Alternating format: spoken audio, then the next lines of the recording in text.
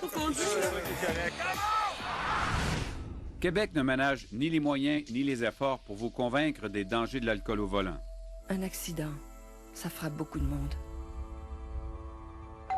Monsieur Simard, êtes-vous le père de Sarah? Conduire en état d'ébriété, c'est criminel, on le sait, mais quel est l'effet réel de l'alcool sur votre conduite? Eh bien, cet appareil va nous aider à le savoir. Ce simulateur de conduite ultra sophistiqué reproduit avec une exactitude étonnante les conditions de conduite normales. 3 conducteurs d'âge et de poids différents participent à l'expérience. Connaissance du simulateur. Daniel Fortier du CA donne ses directives à Philippe Michelena, 28 ans. Yannick Daprato, 32 ans. Et Valérie Cyr-Larose, 31 ans, la seule femme et bien sûr la plus légère. Ça va bien? Oui, ça va. Oui, OK. Nos participants parcourent un premier circuit à jeun. L'exercice leur permet de se familiariser. Les 3 écrans HD offrent une vision périphérique extrêmement proche de la réalité. Le simulateur utilise le cockpit d'une Sunfire.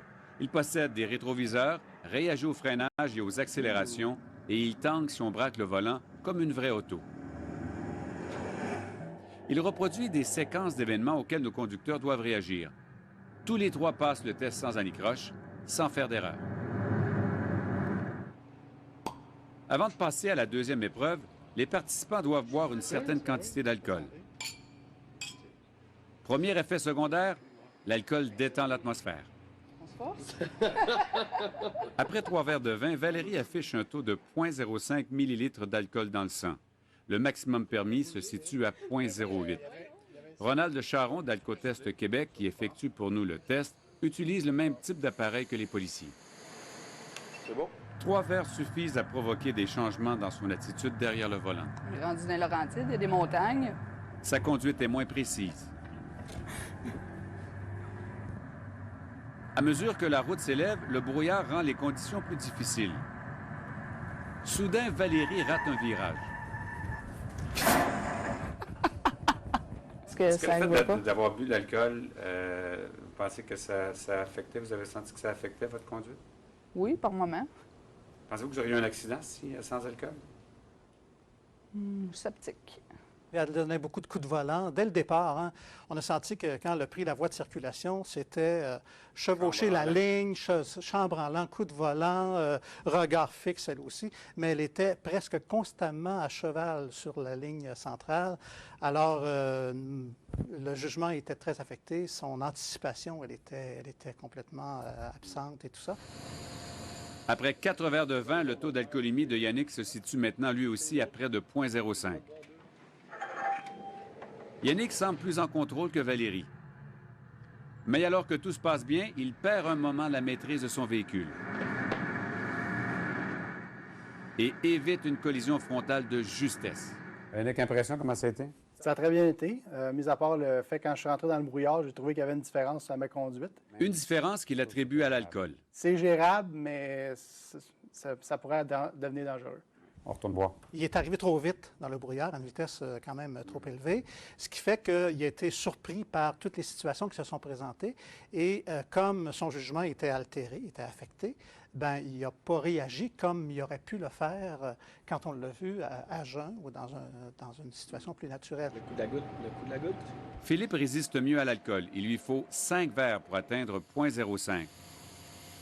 C'est beau.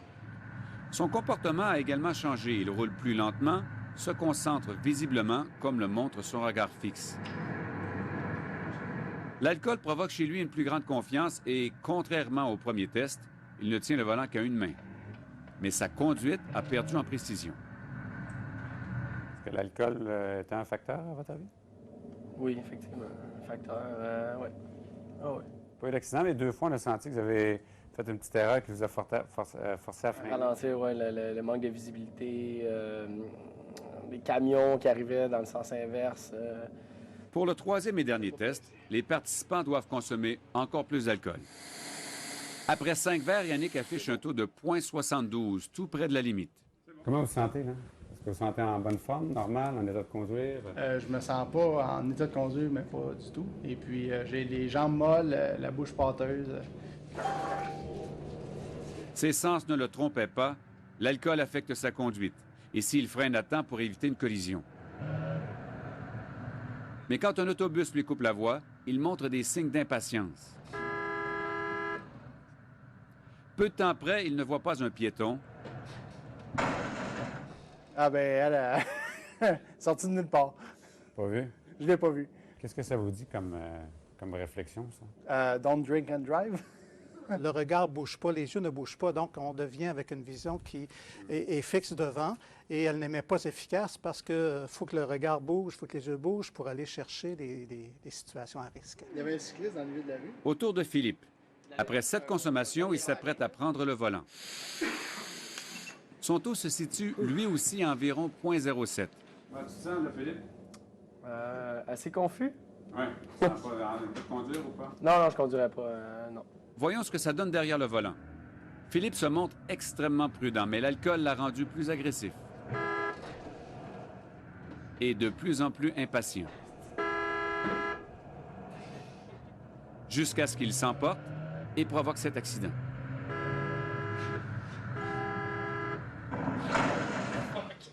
Ben, il y a une voiture qui m'a coupé, puis j'étais en crise. J'avais le goût de l'envoyer promener, donc je l'ai rattrapé, puis je me suis ramassé dans la lumière de l'intersection. On a constaté chez lui aussi une agressivité qu'on a moins remarqué chez les autres. Il est devenu, tu sais, c'est le klaxon, les autres l'ont fait aussi, mais Il lui, accélérait plus rapidement. ouais, lui, il était plus réactif, mais avec un peu plus de vigueur, là.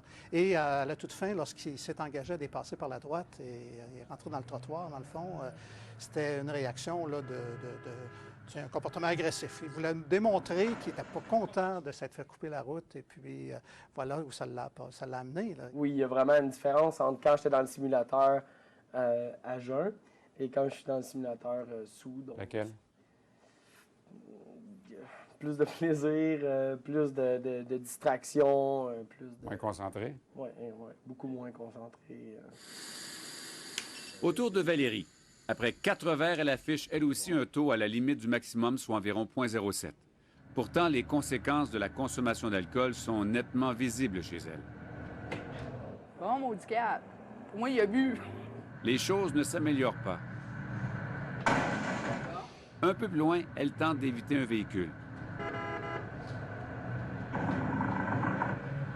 Valérie multiplie les erreurs. Elle conduit d'une seule main quand elle ne semble pas voir un piéton. Je l'ai comme pas vu venir. Ben, je l'ai vu venir, mais il a tourné, puis j'étais arrivé pour l'éviter, puis j'ai pas eu le temps de freiner à temps. Puis pour la petite madame, ben, je l'ai vu s'en venir, mais on dirait que comme dans l'angle mort, elle a comme disparu. En moins de 10 minutes, elle aura commis de nombreuses erreurs de conduite et fait 2 accidents. Je prends jamais mon auto quand j'ai bu, fait que ça fait voir que tu le prends pas quand tu as bu. Elle était euphorique d'ailleurs, hein? Elle s'emballait de rien. Ça nous montre que son jugement, dans le fond, était affecté par Il était l'alcool. affecté outre mesure, effectivement. Puis elle n'avait pas atteint le 0,08 non plus, hein? L'expérience montre clairement que l'alcool modifie le comportement des automobilistes et affecte leur performance. Complètement différent. D'ailleurs, les 3 personnes, hein, c'était 3 personnes différentes après. On a vu leur changement de personnalité, dans le fond, au fur et à mesure que le taux d'alcoolémie montait. Et puis, mais dans le cas de Philippe, lui, c'était peut-être un peu plus frappant. Pour le directeur de la recherche en sécurité routière du CA, les résultats sont clairs, sans équivoque. On se rend compte quand même, c'est la pointe, que boire, ça affecte les capacités et que ça provoque des situations qui sont dangereuses quand même. Effectivement, et c'est là qu'on pense que boire et conduire, c'est 2 choses incompatibles.